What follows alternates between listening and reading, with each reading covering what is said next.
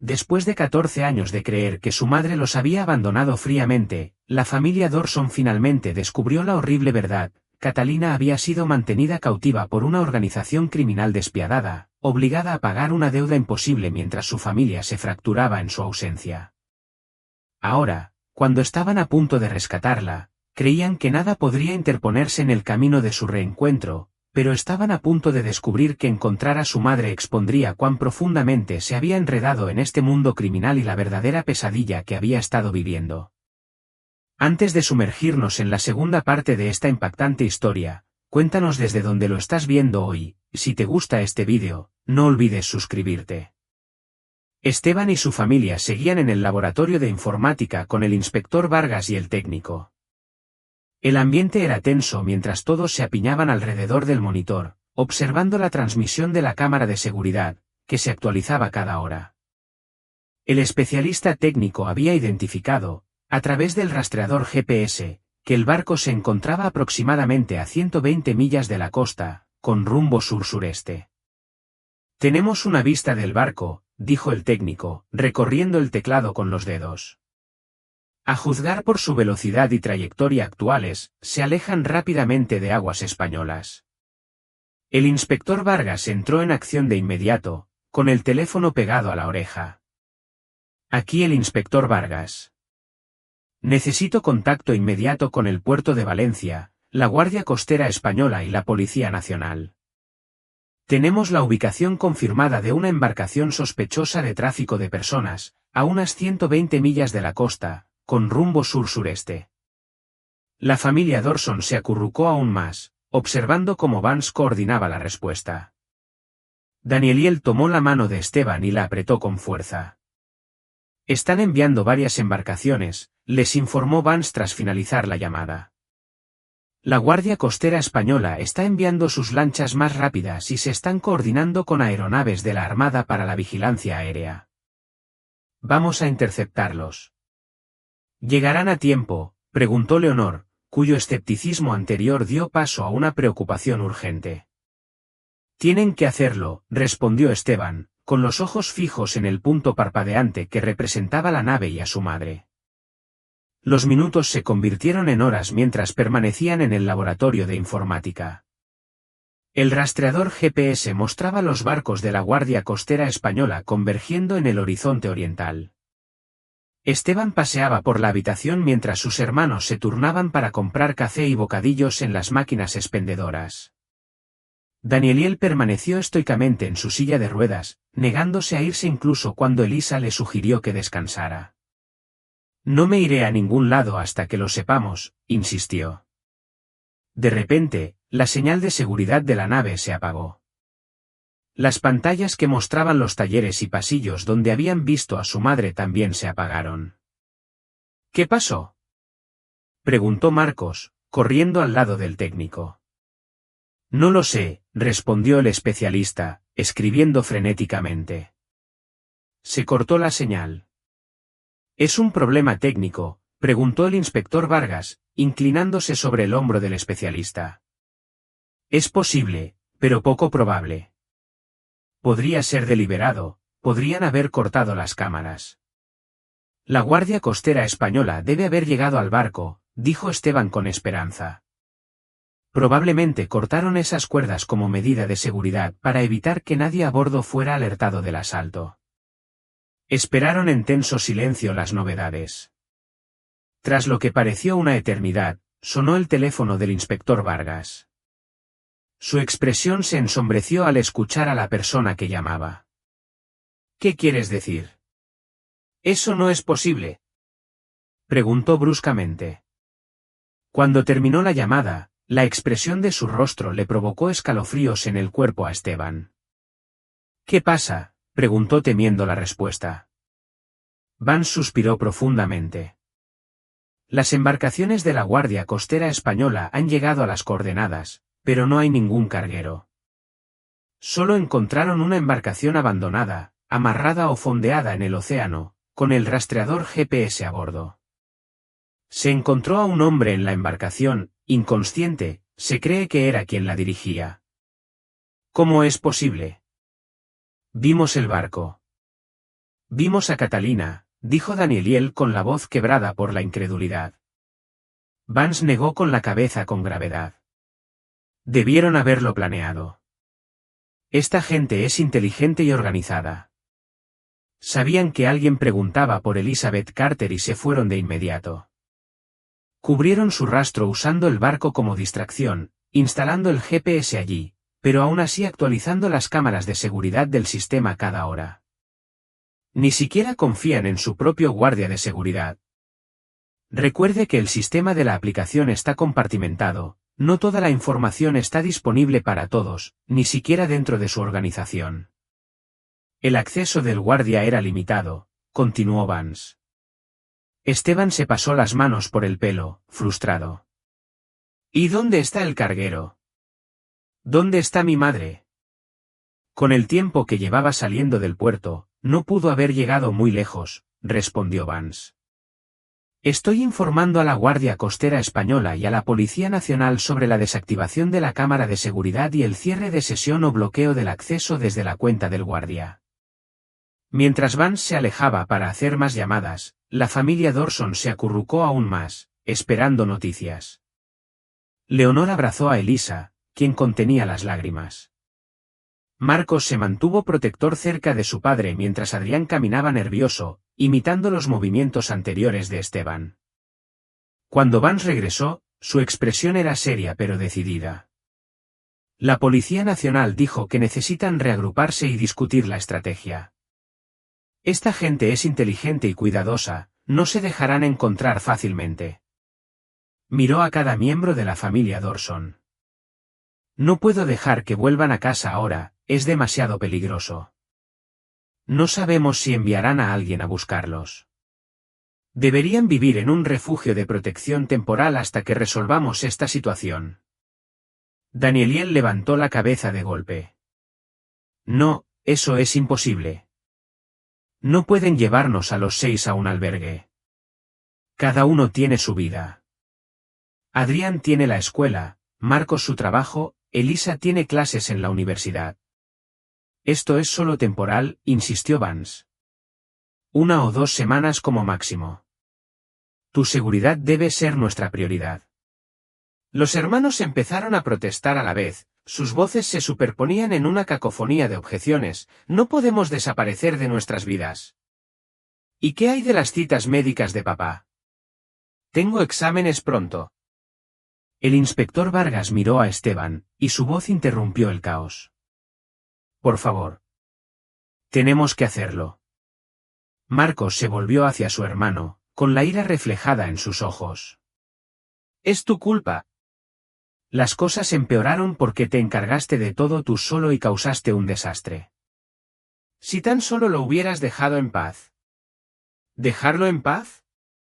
Esteban se acercó a Marcos con los puños apretados. ¿Dejar a mamá en paz otros 14 años? ¿Eso era lo que querías? Los oficiales se movieron rápidamente entre los hermanos mientras Elisa gritaba, «¡Basta! No podemos pelearnos ahora. Lo más importante es descansar bien en un lugar seguro hasta que haya noticias». La tensión en la sala era palpable mientras los hermanos se miraban fijamente. Finalmente, Vance los entregó a otro oficial, quien se encargó de buscarles una residencia temporal. Asegúrate de que estén cómodos, instruyó Vance. Ya han pasado por bastante. En ese momento, la puerta de la comisaría se abrió y entraron varias personas trajeadas, agentes de la Policía Nacional. Unas camionetas los recibieron y entraron directamente a la sala de conferencias. Les actualizaremos con una nueva estrategia de búsqueda tan pronto como la tengamos, aseguró un agente de la Policía Nacional a la familia. Otro oficial se acercó a ellos. Por favor, acompáñenme. Los llevaré a su refugio temporal. A través de las ventanas, Esteban vio que oscurecía afuera. 2 patrullas y una camioneta policial los esperaban en el estacionamiento. La familia recogió sus pocas pertenencias y siguió a la gente, saliendo de la estación con gran pesar, pero con la renovada determinación de encontrar a Catalina Domínguez. La camioneta policial se detuvo frente a una casa modesta en un tranquilo barrio suburbano. El agente explicó que era una casa segura del departamento para situaciones similares a las suyas. Estaba ubicada en una urbanización cerrada con patrullas policiales regulares y cámaras de seguridad en todas las entradas. Al entrar, Esteban se sorprendió al descubrir que no era el entorno austero e institucional que había imaginado. En cambio, era una cómoda casa familiar con suficientes habitaciones para todos, una cocina abierta con una despensa completamente equipada y artículos básicos. No está tan mal, admitió Leonor mientras inspeccionaba la sala. Los muebles estaban un poco anticuados, pero limpios y cómodos. El agente le entregó una carpeta con información sobre la propiedad. Esta zona está bien protegida, así que puede salir a comprar comida o a dar un paseo corto si lo necesita. Sin embargo, le recomendamos encarecidamente que no se aleje demasiado de la zona. Recuerde que esto es temporal y por su seguridad. ¿Cuánto tiempo tenemos que quedarnos aquí?, y preguntó Marcos, todavía visiblemente descontento con la situación. El inspector Vargas sugirió 1 o 2 semanas como máximo. Les mantendremos informados diariamente sobre la investigación. El agente les entregó a cada uno una tarjeta de presentación con su información de contacto. Llamen a este número si necesitan algo o notan algo sospechoso. Tras la marcha de la policía, la familia empezó a instalarse, cada uno eligiendo una habitación. El ambiente era tenso, lleno de preguntas no formuladas y emociones latentes. Leonor y Adrián fueron a la cocina a hacer el inventario de la despensa. Si vamos a vivir aquí unas semanas, obviamente necesitamos más de lo que está preparado, señaló Leonor, haciendo una lista. Deberíamos comprar frutas, verduras, carne y bocadillos frescos, añadió Adrián. Aquí solo hay cosas saludables.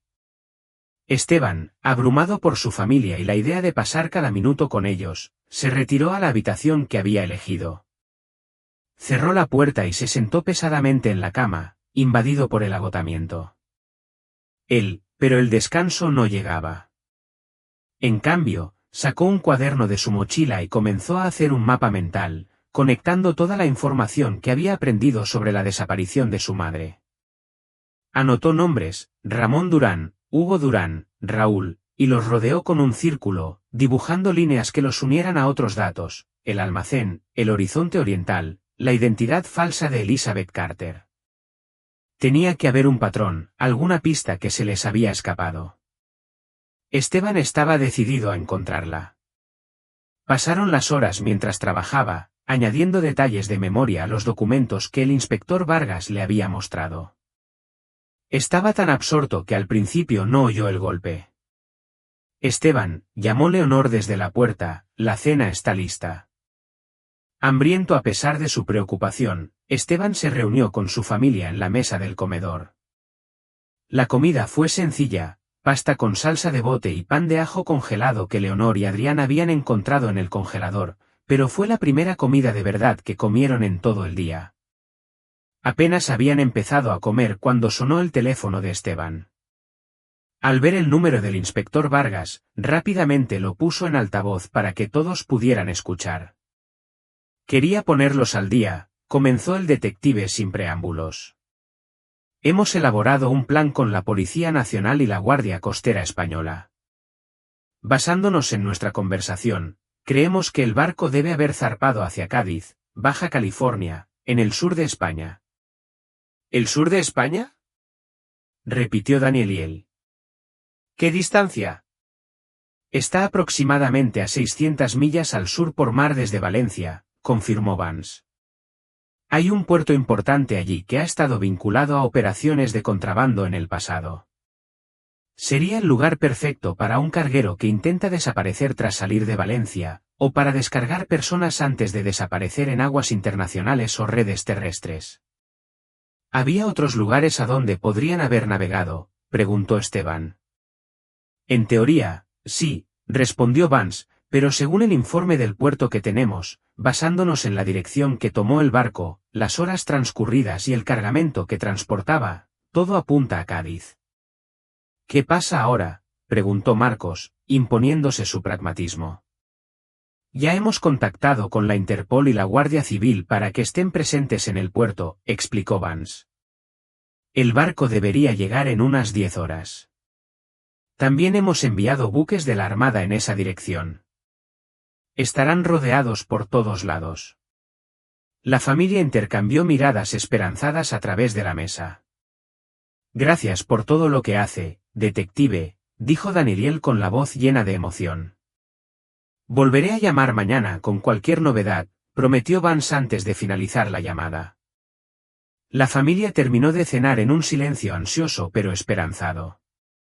Por primera vez desde que encontraron el coche de su madre en el lago, Esteban sintió que estaban progresando de verdad. Por fin todo encajaba. Mientras ayudaba a lavar los platos, se dio cuenta de algo más: a pesar de la tensión y los desacuerdos, volvían a trabajar juntos como familia. Marcos había dejado de fulminarlo con la mirada, Leonor había suavizado su postura defensiva habitual, incluso Daniel parecía más presente, más concentrado que en años. Deberíamos descansar un poco, sugirió Elisa mientras terminaban de limpiar. Mañana podría ser un día importante. Esteban asintió y regresó a su habitación. Pero antes de intentar dormir, añadió un detalle más a su mapa mental: Cádiz, sur de España, con un signo de interrogación al lado.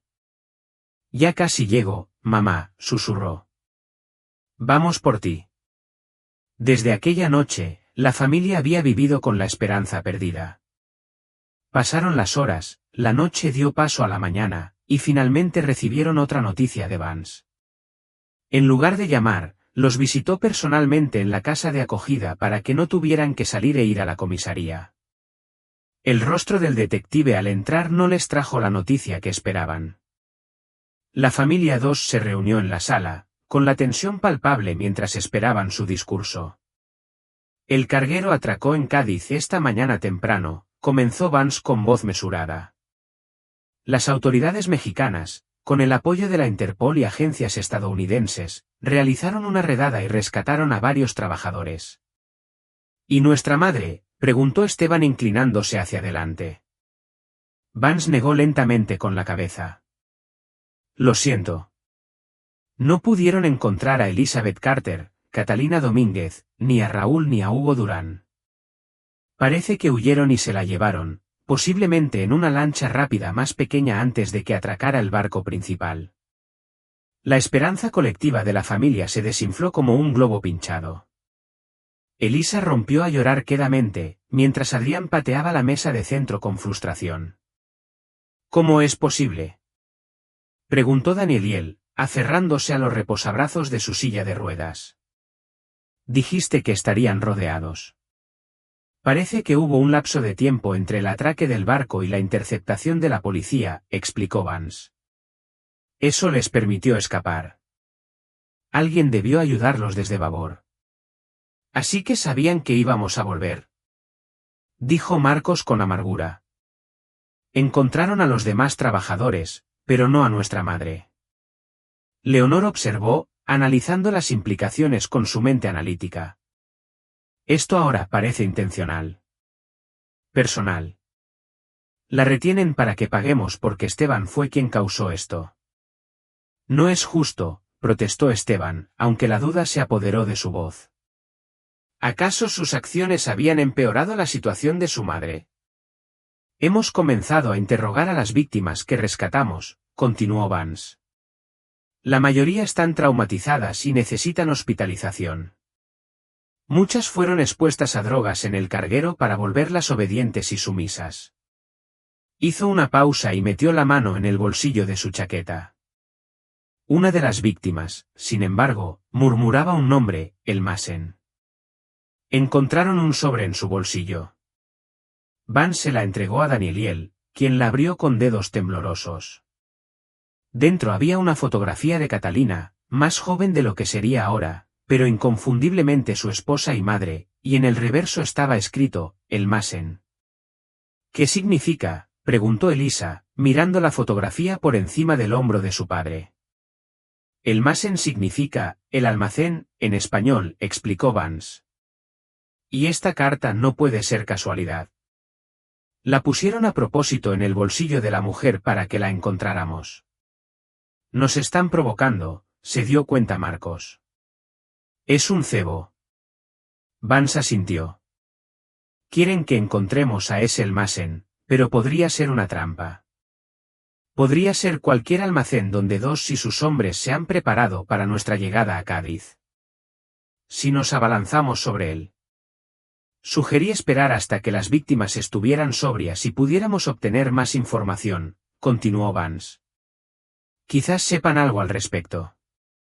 Tras la partida de Vance, prometiendo informarles en cuanto tuviera más información, la familia permaneció en silencio, atónita. La fotografía de Catalina pasaba de mano en mano, y cada miembro de la familia la estudiaba como si pudiera revelar alguna pista oculta. Finalmente, Esteban se levantó con determinación en el rostro. Ya he tenido suficiente de esta espera. Voy a buscar a mamá yo mismo. ¿Qué? Exclamó Leonor. ¿No oíste lo que dijo el inspector Vargas? Es una trampa. Me da igual, respondió Esteban. Cada minuto que esperamos aquí es otro minuto que mamá está con esa gente. Voy a Cádiz a buscar esa nave. No puedes simplemente llegar a un país extranjero y empezar a investigar por tu cuenta, argumentó Marcos. No hablas español, no conoces la zona y no tienes autoridad allí. Me voy, insistió Esteban. ¿Viene alguien conmigo? Yo voy, se ofreció inmediatamente Adrián. En absoluto, dijo Danieliel con firmeza. Tienes 15 años, no te acercarás al sur de España ni a esta gente peligrosa. Alguien tiene que quedarse con papá, señaló Leonor. Yo me quedaré a cuidarlo. Elisa y Adrián, todas las miradas se volvieron hacia Marcos, quien parecía dividido entre su sentido de la responsabilidad y su preocupación por su madre. Iré con Esteban, dijo finalmente, sorprendiendo a todos. Esteban dudó. Marcos era la última persona que esperaba que se ofreciera como voluntario, especialmente después de culparlo por su situación actual. Si alguien puede con él, ese es Marcos, dijo Danieliel con un gesto de aprobación. Ustedes dos cuídense. Los hermanos comenzaron a empacar lo mínimo, cambios de ropa, artículos de tocador, pasaportes y la fotografía de su madre con Delmasen descrito en el reverso. Antes de irse, Esteban se dirigió a la familia por última vez. Si la policía pregunta a dónde hemos ido, díganles que nos fuimos en plena noche mientras dormían, les indicó. No queremos que nos detengan antes de empezar. Leonor se cruzó de brazos. Sigo sin gustarme esto. Se siente demasiado apresurado, y no quiero perder a otro miembro de mi familia. Elisa abrazó fuerte a ambos hermanos. Por favor, si de verdad tienen que hacer esto, tengan cuidado, susurró. Y traigan a mamá a casa. Esteban y Marcos viajaron primero a Málaga, cruzaron la frontera hacia el sur de España y luego se dirigieron a Cádiz. El viaje duró varias horas, durante las cuales planearon su estrategia y desarrollaron una historia de portada. Deberíamos hacernos pasar por periodistas, sugirió Esteban mientras se acercaban a la ciudad costera. Investigar el tráfico marítimo nos daría un motivo para hacer preguntas sin levantar demasiadas sospechas. Marcos asintió. Eso podría funcionar, pero debemos tener cuidado al mostrar la foto de mamá. Si nos buscan, podrían reconocernos como sus hijos. Esteban ya lo había pensado. Seremos selectivos con quién se la mostramos. La foto es nuestra única pista real, pero no podemos arriesgarnos a delatar a la gente equivocada. Se alojaron en un hotel modesto cerca de la zona portuaria y eligieron una habitación con vista al puerto para poder observar el movimiento de los barcos. Esteban tenía fotografías impresas de Hugo Durán, Raúl, basándose en una foto de licencia que el inspector Vargas les había compartido, y el Sero, el guardia de seguridad del almacén. Deberíamos dividir el puerto en secciones, sugirió Marcos, extendiendo un mapa sobre la cama. Así cubriremos más terreno. Esteban negó con la cabeza. No, nos quedamos juntos. Esta gente es peligrosa y no sabemos quién trabaja para ellos. No podemos arriesgarnos a separarnos. Marcos parecía querer discutir, pero al final accedió. Bien. ¿Por dónde empezamos? Los muelles, decidió Esteban. Hablamos con los trabajadores, mencionamos a Elmasen y vemos quién reacciona. A la mañana siguiente, se vistieron con ropa informal pero profesional, nada demasiado llamativo que llamara la atención, pero lo suficientemente elegantes como para pasar por periodistas. Llevaron cuadernos, sus teléfonos para grabar y una pequeña cámara para completar la ilusión. El puerto de Cádiz bullía de actividad, cargueros cargando y descargando, pesqueros trayendo la pesca de la mañana, turistas embarcando en cruceros. Los trabajadores se movían con determinación por los muelles, las carretillas elevadoras transportaban palés de mercancías, las gaviotas volaban en círculos, buscando restos. Esteban y Marcos se acercaron a varios estibadores, presentándose como periodistas independientes que investigaban el tráfico marítimo para un reportaje. La mayoría se mostró reacia a hablar y dieron respuestas breves antes de volver a su trabajo. Otros parecían realmente desconocer cualquier actividad ilegal. Al mediodía habían avanzado poco y decidieron parar a comer en una pequeña cantina cerca del puerto. Esto no funciona, dijo Marcos, picoteando la comida. Nadie habla. Necesitamos encontrar a alguien que no tenga miedo, respondió Esteban, recorriendo con la mirada la cantina. Un hombre mayor, sentado solo en la barra, observaba los muelles por la ventana, le llamó la atención. Algo en su atención, la forma en que observaba, en lugar de simplemente mirar, le pareció notable. Probémoslo, sugirió Esteban, señalando con la cabeza al hombre. Se acercaron con cuidado, pidieron bebidas en la barra y luego entablaron una conversación. El hombre mayor se presentó simplemente como Javier y parecía divertido con su fachada periodística. Ustedes no son periodistas, dijo en un inglés con acento, mientras bebía un sorbo de cerveza, pero buscan algo o a alguien. Esteban y Marcos intercambiaron miradas. Estamos buscando información sobre el tráfico marítimo, sostuvo Esteban. Javier rió entre dientes. Muchos periodistas vienen con estas preguntas. Pocos encuentran lo que buscan. Asumiendo un riesgo calculado, Esteban le mostró las fotos de Hugo Durán, Raúl y El Sero. ¿Has visto a alguno de estos hombres por el puerto? Javier estudió las fotos cuidadosamente antes de devolvérselas. Quizás. ¿Por qué lo preguntas? Marcos se acercó. Están involucrados en algo ilegal. Estamos intentando. Expongan su operación. Danieliel, hombres peligrosos, comentó Javier, terminando su cerveza, especialmente para que los periodistas jóvenes los persigan. Esteban decidió arriesgarse aún más. Sacó la foto de su madre con la palabra Elmasen descrita al dorso. También buscamos a esta mujer. Podría estar relacionada con un lugar llamado Elmasen. La expresión de Javier cambió sutilmente, y un atisbo de reconocimiento se disimuló rápidamente.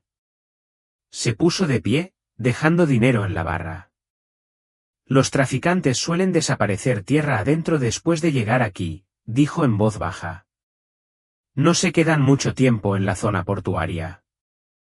La ruta de los camiones de carga se usa a menudo para trasladar gente tierra adentro desde la costa. Señaló hacia la zona industrial del puerto. Si quieres saber más, ve al almacén donde se almacenan los contenedores. Pregunta por Miguel. Dile que te envió Javier. Dicho esto, salió de la cantina, desapareciendo entre la multitud del exterior. Esteban y Marcos siguieron sus instrucciones y se dirigieron al almacén de contenedores. El almacén era enorme, lleno de contenedores de envío apilados en 3 alturas en algunos lugares.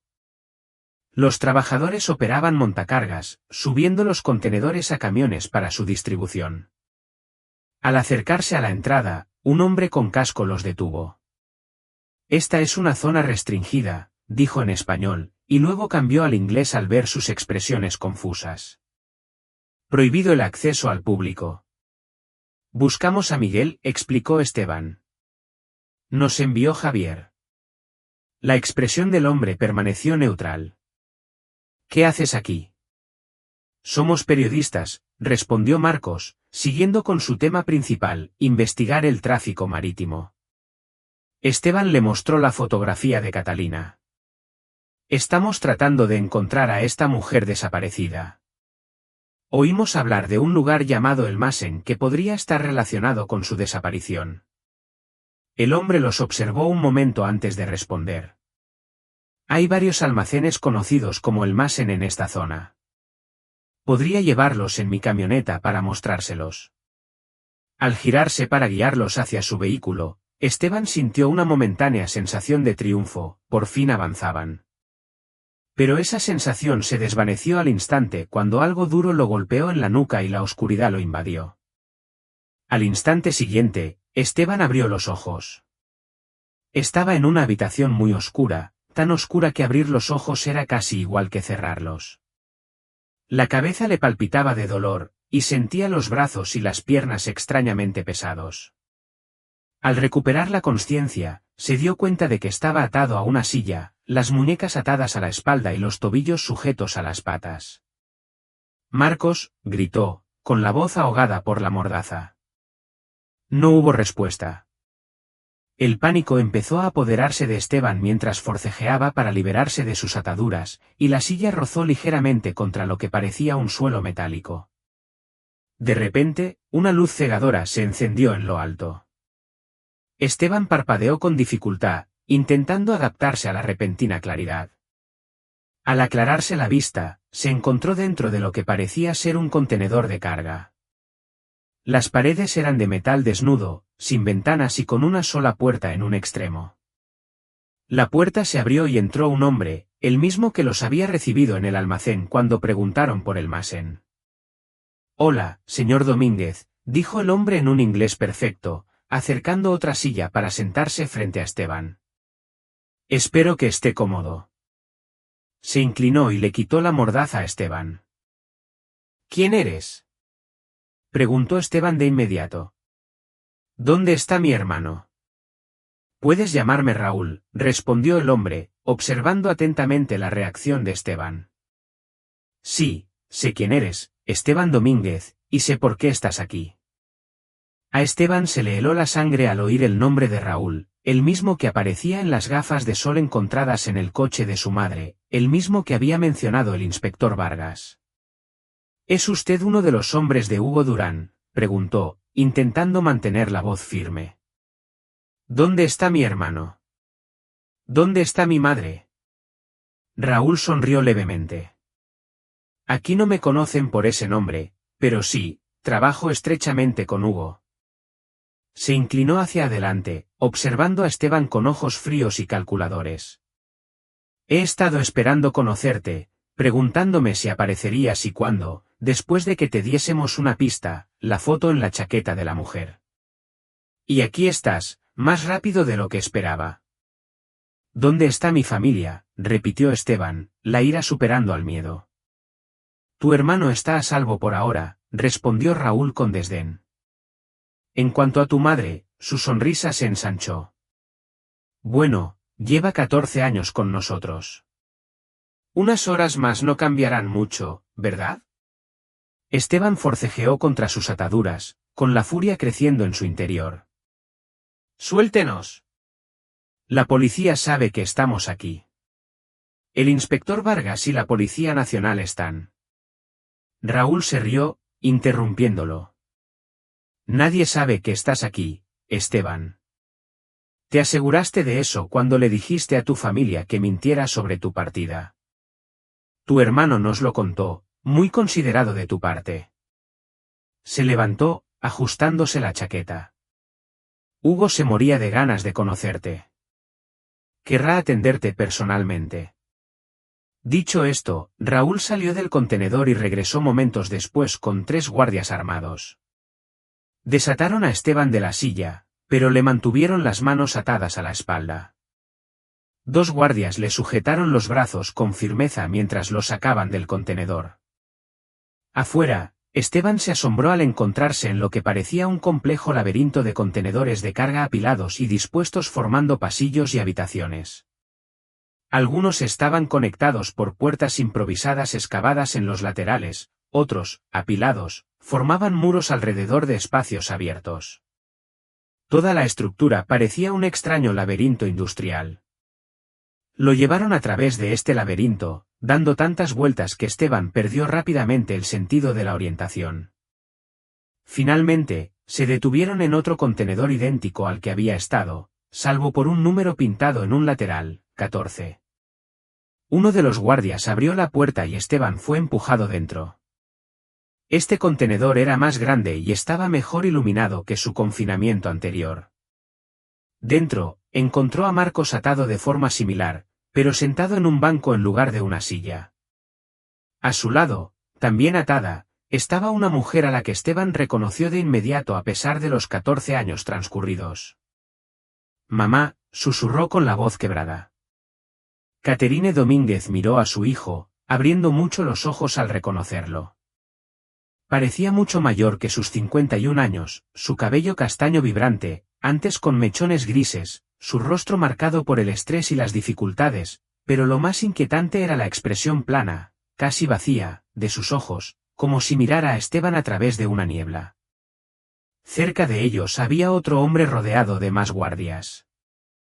Tenía poco más de 40 años, bien vestido en contraste con la ropa práctica de sus hombres, con rasgos afilados y una mirada fría que observaba a Esteban con interés clínico. «Hugo Durán», dijo Esteban, reconociéndolo por las fotografías que habían encontrado durante la investigación. «Esteban Domínguez», respondió Hugo con un leve asentimiento. «El hijo perseverante que no dejaba nada en paz. He oído hablar mucho de ti». Esteban apenas registró las palabras de Hugo, con la atención fija en su madre y su hermano. Marcos parecía relativamente ileso, pero asustado, con un moretón formándose en la mejilla. Su madre parecía físicamente ilesa, pero su mirada vacía sugería que podría estar bajo los efectos de las drogas, las mismas que Vance había mencionado que se usaban para mantener a los trabajadores bajo control. «Déjalos ir», exigió Esteban, intentando sonar autoritario a pesar de su vulnerabilidad. «Ya me tienes, eso es lo que querías, ¿no?». Hugo rió entre dientes. «Eres un hombre muy predecible, Esteban. Sabía que alguien como tú mordería el anzuelo a la primera oportunidad. La gente que se deja llevar por las emociones, no por la lógica, es muy fácil de manipular». Se acercó a Esteban lentamente, con las manos entrelazadas a la espalda. «Pero tienes razón en una cosa, quería conocerte. Quería ver al hombre que me ha estado causando tantos problemas estos últimos días». Hizo una pausa y añadió, «Te causaré mucho más que problemas si no liberas a tu familia». «Tengo la intención de negociar», amenazó Esteban, aunque sabía que su posición daba poco peso a sus palabras. «Liberaré a tu madre», respondió Hugo con una franqueza sorprendente, «pero a cambio quiero que Marcos y tú dejen de hablar con la policía estadounidense. Podemos escenificar algo creíble para ellos, como tu madre finalmente regresó contigo después de 14 años de cautiverio en otro lugar». Esteban se quedó atónito ante la sugerencia. «¿Quieres tener a mi hermano como rehén? ¡Qué locura! La policía lo buscará de todas formas. No si les dices que decidió quedarse en el sur de España. Quizás se enamoró o encontró una oportunidad laboral, la gente desaparece por decisión propia todo el tiempo. Como tu familia creyó que hizo tu madre». Esteban negó con la cabeza con vehemencia. «Me niego. No cambiaré a un familiar por otro». «Entonces quizás me quede con los dos», dijo Hugo encogiéndose de hombros. «O con los tres». «Estoy siendo generoso, Esteban, no lo interpretes como debilidad. Tienes 3 días para pensar en mi trato. Después, podría retirar mi oferta por completo». Hizo un gesto con la cabeza a sus guardias. «Llévenlo de vuelta a su contenedor. Que considere sus opciones». Mientras se llevaban a rastras a Esteban, volvió a mirar a su madre. Sus miradas se cruzaron brevemente a pesar de la neblina de la droga. Creyó ver un destello de reconocimiento, la madre que recordaba. Le dio una pequeña chispa de esperanza saber que ella seguía allí, a pesar de lo que hubieran hecho para reprimir su voluntad. «Saldremos de aquí», gritó a Marcos y a su madre mientras los guardias lo sacaban del contenedor. «Lo prometo». Esteban fue llevado de vuelta a su habitación por los 3 guardias liderados por Raúl. Miró a su madre a los ojos por última vez y vio la mirada vacía, una expresión fría e inexpresiva, como si estuviera bajo los efectos de alguna droga. Una vez dentro, Raúl lo encadenó de nuevo a la cama improvisada y se quedó observándolo con interés clínico.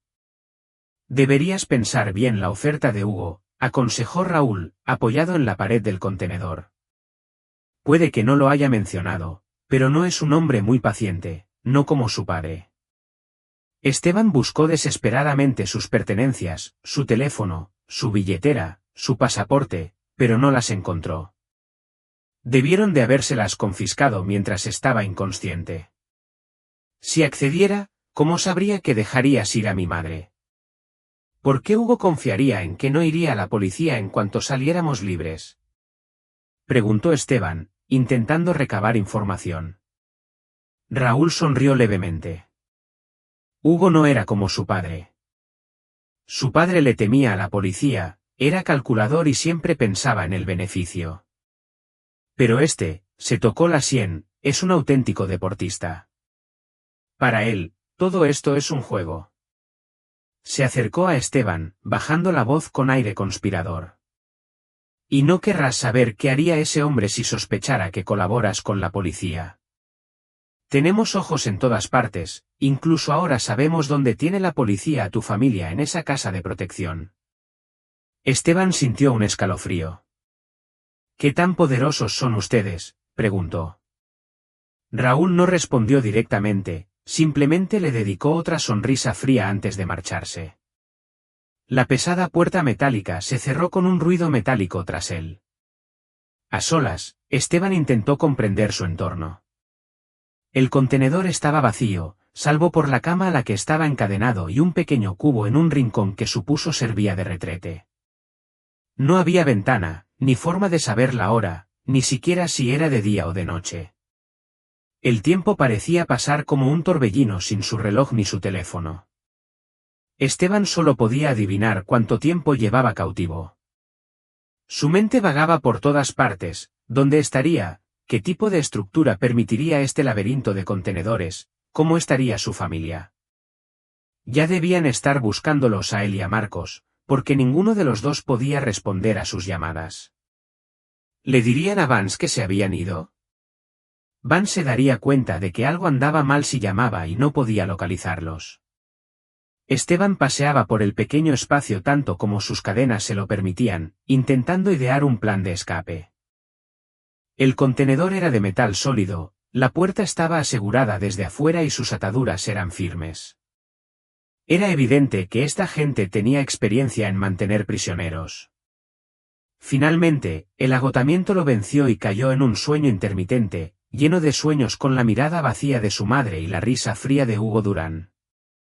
Cuando despertó, Raúl estaba de pie junto a él, listo para llevarlo a ver a Hugo otra vez.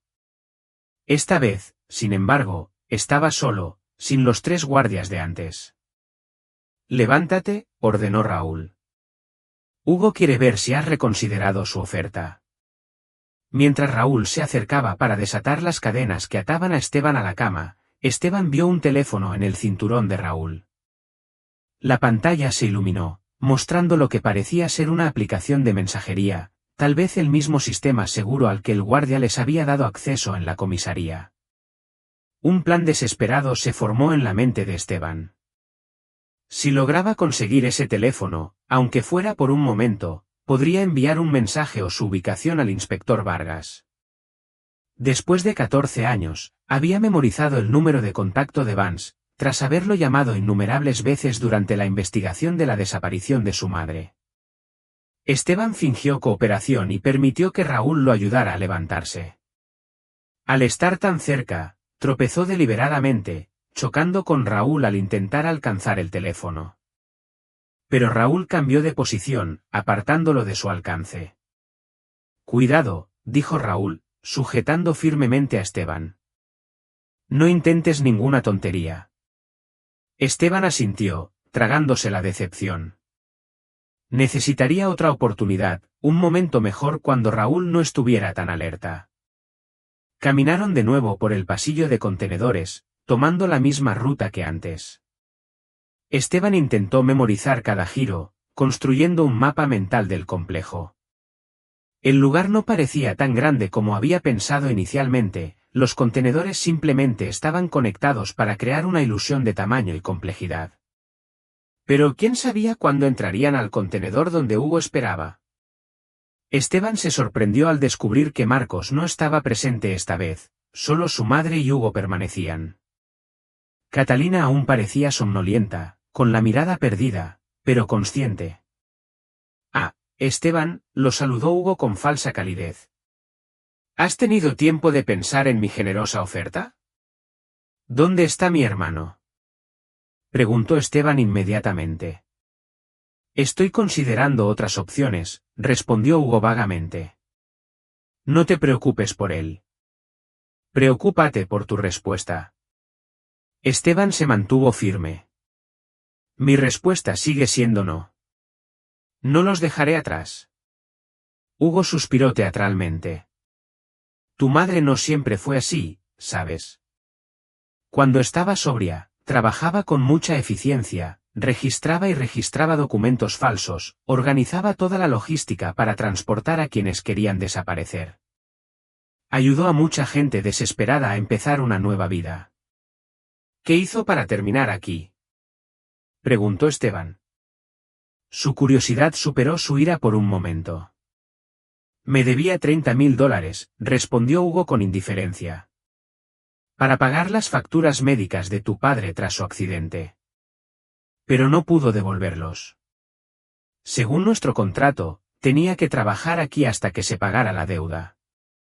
Ya ha trabajado bastante, argumentó Esteban. 14 años, debe haber pagado esa deuda con creces. Hugo se encogió de hombros. Le hice un favor a tu madre al dejarla seguir trabajando. No nos deshacemos de la gente cuando se vuelve inoportuna. No hay salida sin mi permiso. Observó a Esteban un momento, con la cabeza ligeramente ladeada. Te doy 3 días más para que pienses en mi trato. Si aceptas, te dejaremos ir a ti y a tu madre, les daremos un nuevo lugar donde vivir. Pero Marcos se queda aquí. Con una sonrisa maliciosa, añadió, quizás te interese saber que Marcos ha considerado dejarte aquí e irse a casa con tu madre. Me dijo que no le caes muy bien. Solo intentas provocarnos. Esteban espetó. Quizás jugando con su mente. Pero 3 días es todo lo que tienes. Después, podría retirar mi oferta por completo. Le hizo un gesto a Raúl con la cabeza. Que lo devuelvan a su habitación. De regreso a su contenedor, Raúl se distrajo brevemente con una conversación con otro trabajador sobre el cronograma de un envío. Esteban aprovechó la oportunidad, arrebatando rápidamente el teléfono del cinturón de Raúl y guardándolo tras él. El suyo, al frente, a pesar de la limitación de movimiento causada por las esposas, con el corazón latiéndole con fuerza, mantuvo una expresión neutral mientras Raúl terminaba su conversación y continuaba escoltándolo por el pasillo. Al llegar a su contenedor, Raúl lo sujetó de nuevo a la cama y se fue, aparentemente ajeno al robo. En cuanto se quedó solo, Esteban sacó el teléfono, con dedos temblorosos de urgencia. La batería estaba al 15%, no tenía mucho tiempo. Abrió la aplicación de mensajería, marcó rápidamente el número del detective Van y envió un mensaje de ubicación con una nota de rescate que simplemente decía, Esteban y Marcos necesitan rescate inmediato, laberinto de contenedores en el puerto. Mi madre también está aquí. Luego, con la práctica de sus días de adolescente robando en tiendas, borró el mensaje de la carpeta de enviados y borró los contactos recientes. Con suerte, Raúl no se daría cuenta. Antes de descubrir que faltaba su teléfono, Esteban lo había escondido cuando la puerta se abrió de nuevo.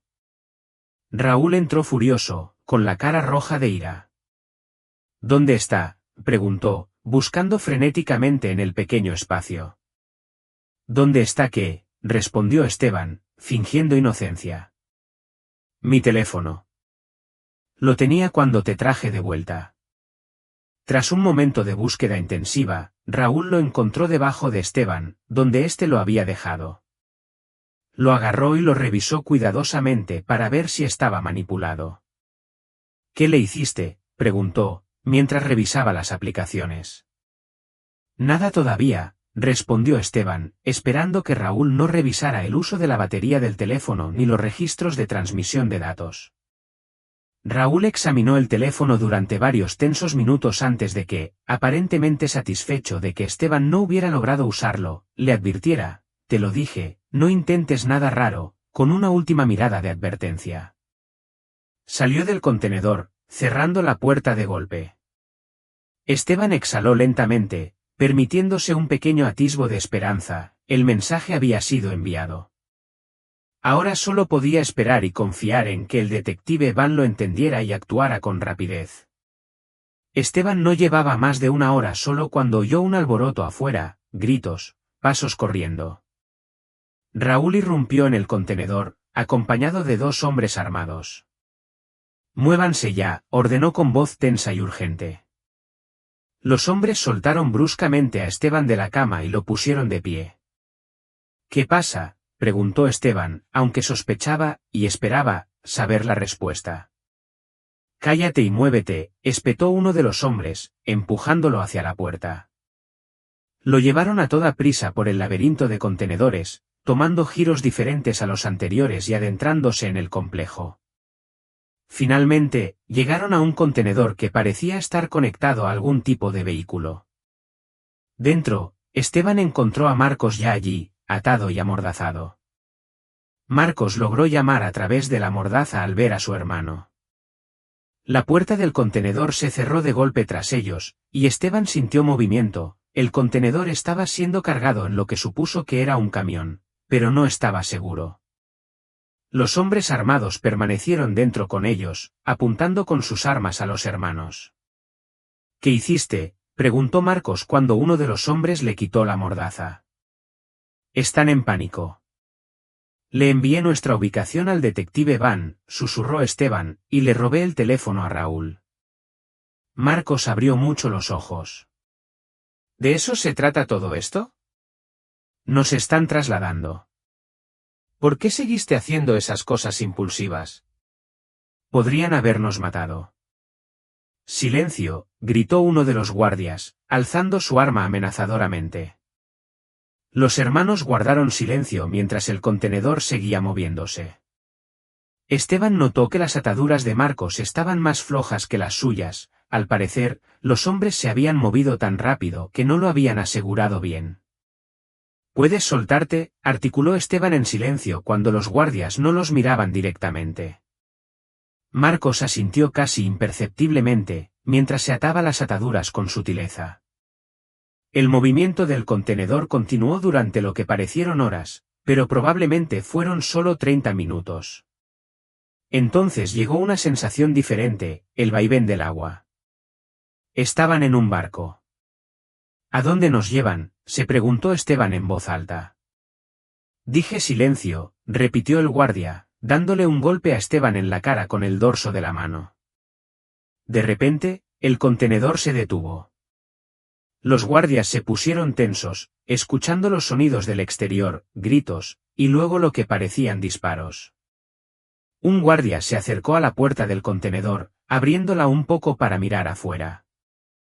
Una ráfaga de disparos lo hizo tambalearse hacia atrás, con la sangre manándole en el pecho.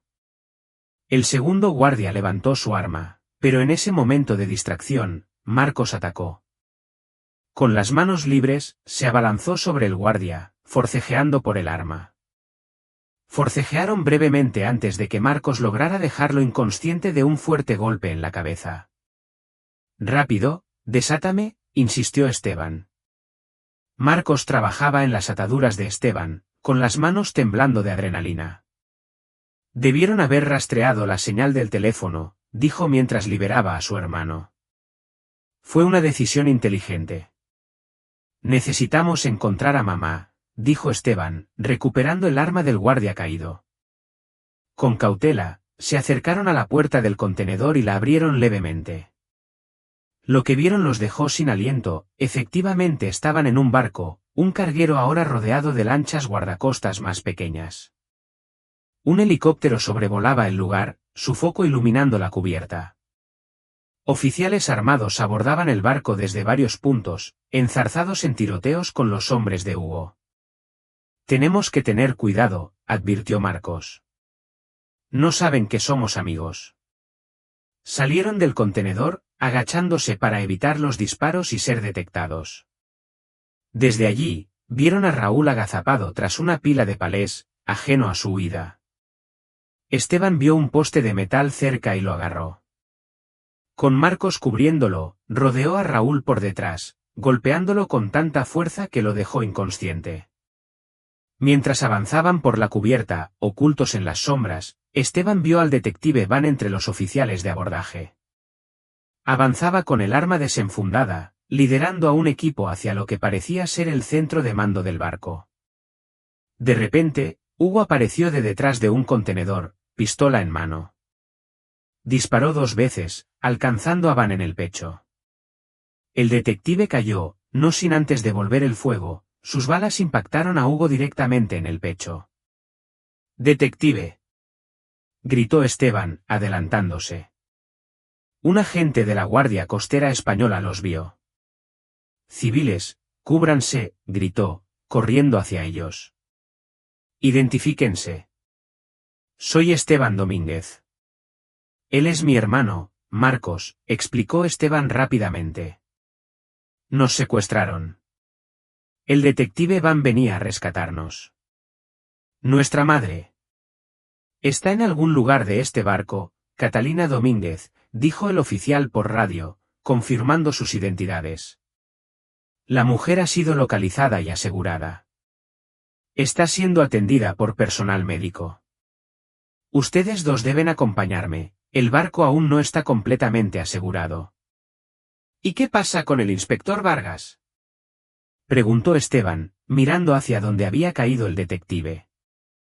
«Los médicos están con él ahora», respondió el oficial, «pero necesitamos llevarlo a un lugar seguro de inmediato». Mientras los escoltaban por la cubierta, pasaron junto al cuerpo de Hugo. El hombre responsable de la desaparición de su madre durante 14 años yacía inmóvil, con los ojos abiertos pero sin ver, y un charco de sangre se extendía bajo él. Esteban no sintió satisfacción por su muerte, solo un profundo alivio al ver que su reinado de terror había terminado. El oficial los condujo a una embarcación de la Guardia Costera Española, donde paramédicos atendían a varias personas rescatadas. Entre ellas, en una camilla que se preparaba para la evacuación en helicóptero, se encontraba su madre. «Mamá», gritaron al unísono, corriendo a su lado.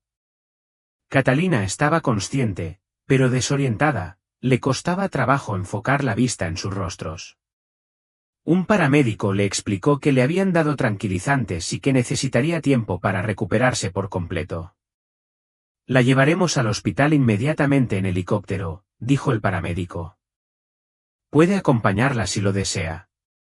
Mientras se preparaban para abordar el helicóptero médico, Esteban vio cómo se llevaban a Raúl esposado, con el rostro lleno de odio mientras miraba fijamente a los hermanos Dorson.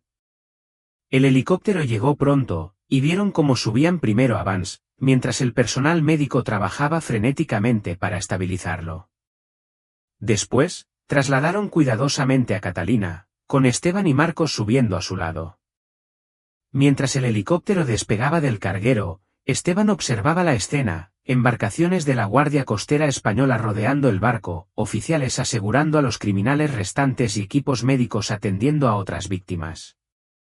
Después de 14 años, la pesadilla por fin llegaba a su fin. El pasillo del hospital bullía de actividad mientras el personal médico corría entre las habitaciones, atendiendo a los múltiples pacientes traídos del asalto al carguero. Esteban y Marcos estaban sentados uno junto al otro en incómodas sillas de plástico fuera de urgencias, esperando noticias. «¿Familia del inspector Vargas?», preguntó un médico acercándose a ellos con un portapapeles. «No somos familia, pero estamos con él», explicó Esteban, poniéndose de pie rápidamente. «¿Cómo está?». «Sobrevivió a la cirugía», informó el médico. «La bala le causó una hemorragia interna, pero pudimos controlarla. Necesitará tiempo para recuperarse, pero el pronóstico es bueno». Esteban sintió un gran alivio. «Podemos verlo. Sigue inconsciente por la anestesia. Tardará varias horas en despertar. Les sugiero que descansen un poco». Esteban asintió agradecido. «¿Y nuestra madre, Catalina Domínguez?». «Está estable», les aseguró el médico. «Los medicamentos de su organismo se están eliminando gradualmente.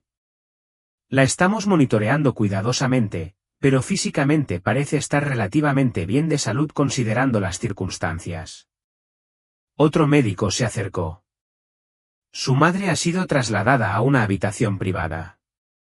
Ahora está descansando, pero puede verla si quiere». Esteban y Marcos siguieron al doctor por el pasillo hasta una habitación pequeña pero cómoda. Catalina yacía en la cama, con una vía intravenosa en el brazo y un equipo de monitoreo a su lado. Tenía los ojos cerrados, la respiración regular y el rostro relajado por el sueño. Parecía mayor de lo que era, los 14 años de cautiverio se evidenciaban en las arrugas de su rostro y las canas que salpicaban su cabello, que antes era castaño. «Mamá», susurró Esteban, tomándole la mano con suavidad. Para su sorpresa, sus dedos se cerraron alrededor de los suyos y abrió los ojos de golpe. «Esteban», murmuró con la voz ronca por la falta de uso, «Marcos, ¿de verdad eres tú?». «Somos nosotros, mamá», confirmó Marcos, acercándose a ella. «Ya estás a salvo. Hugo está muerto. Raúl está detenido. Se acabó». «Mis hijos», dijo débilmente, con lágrimas en los ojos. «Ya crecieron». Antes de que pudieran seguir hablando, entró una enfermera, explicando que Catalina necesitaba descansar y que podrían hablar más cuando se sintiera más fuerte. A regañadientes, los hermanos se separaron de ella, prometiendo regresar pronto. En la sala de espera, encontraron a un policía que les informó que su familia había sido notificada y que se dirigían al hospital en menos de una hora. Danieliel, Leonor, Elisa y Adrián llegaron, escoltados por otro agente, el mismo que los había llevado al albergue. El reencuentro fue emotivo y caótico, lágrimas, abrazos, exclamaciones de alivio e incredulidad. Danieliel fue llevado directamente a la habitación de Catalina, los demás esperaban afuera para darles privacidad para su primer encuentro en 14 años. «¿Cómo nos encontró?», le preguntó Esteban al oficial. El inspector Vargas recibió su mensaje y movilizó de inmediato todos los recursos disponibles, explicó el oficial. La ubicación del teléfono nos condujo directamente al complejo de contenedores. Llegamos justo cuando lo trasladaban al barco. Pasaron las horas mientras la familia esperaba, turnándose para visitar a Catalina y ver cómo estaba el inspector Vargas. Finalmente, al anochecer, una enfermera les informó que Vance estaba despierto y preguntaba por Esteban. Esteban entró en la habitación del detective en silencio, consciente de su estado. Vance yacía ligeramente incorporado sobre almohadas, su figura, normalmente robusta, parecía empequeñecida en la cama del hospital. Una vía intravenosa goteaba constantemente a su lado, y los monitores emitían un suave pitido. «Lo lograste, hijo», dijo Vance débilmente, extendiendo la mano. Esteban tomó la mano del detective, sus propias emociones amenazaban con abrumarlo. «Lo hicimos juntos. Nos salvaste». «Solo seguí las migajas que dejaste», respondió Vance con una sonrisa de dolor. «Eso fue pensar rápido con el teléfono. No me siento muy orgulloso de ello. Fue de mis días de ladrón en tiendas cuando era más joven, pero supongo que el impulso sigue ahí», dijo Esteban. ¿Qué tan gravemente herido está?, preguntó, notando la tez pálida del detective. He tenido peores, mintió Vance sin convencerse. Dicen que me recuperaré del todo. Solo necesito un tiempo libre, quizá por fin pueda ir a pescar, algo que llevo años posponiendo.